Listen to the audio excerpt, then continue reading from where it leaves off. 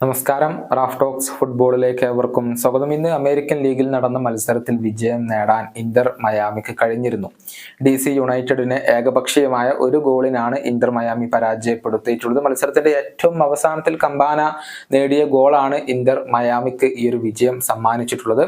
Lionel Messi പരിക്കിൽ നിന്നും മുക്തനായി കളിക്കളത്തിലേക്ക് മടങ്ങിയെത്തിയ ഒരു മത്സരം കൂടിയായിരുന്നു ഇത്. ഏതായാലും മത്സരത്തിൽ വലിയ വെല്ലുവിളി DC യുണൈറ്റഡ് ഇന്റർ മയാമിക്ക് ഉയർത്തിയിരുന്നുവെങ്കിലും അത് മയാമി അതിജീവിക്കുകയായിരുന്നു. നിലവിൽ പോയിന്റ് പട്ടികയിൽ 1-ാം സ്ഥാനത്ത് മയാമി തന്നെയാണുള്ളത്.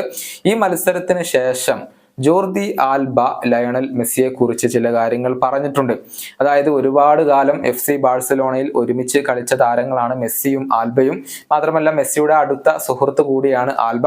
അദ്ദേഹം മെസ്സിയെ കുറിച്ച് പറഞ്ഞ കാര്യങ്ങൾ ഇങ്ങനെയാണ്: ലയണൽ മെസ്സി ഒരു വിന്നിംഗ് പേഴ്സൺ ആണ്. അതായത് എപ്പോഴും വിന്നിംഗ് മെന്റാലിറ്റി ഉള്ള ഒരു താരമാണ് മെസ്സി.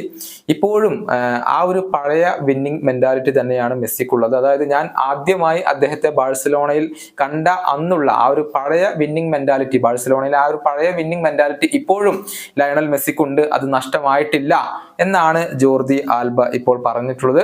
മികച്ച പ്രകടനം ഇന്നത്തെ മത്സരത്തിൽ മെസ്സി നടത്തിയിട്ടുണ്ട് എന്നുള്ളതാണ്. ഗോളുകളോ അസിസ്റ്റുകളോ അദ്ദേഹത്തിന് നേടാൻ കഴിഞ്ഞിട്ടില്ലെങ്കിലും വലിയ രൂപത്തിലുള്ള ഒരു ഇമ്പാക്ട് അദ്ദേഹം ഉണ്ടാക്കിയിട്ടുണ്ട്.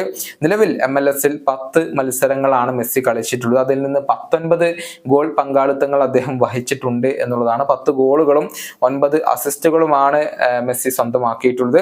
ഇനി അടുത്ത മത്സരത്തിൽ വാങ്കോവർ ആണ് ഇന്റർ മയാമിയുടെ എതിരാളികൾ. ഈ വീഡിയോ അവസാനിപ്പിക്കുന്നു. കാണാം.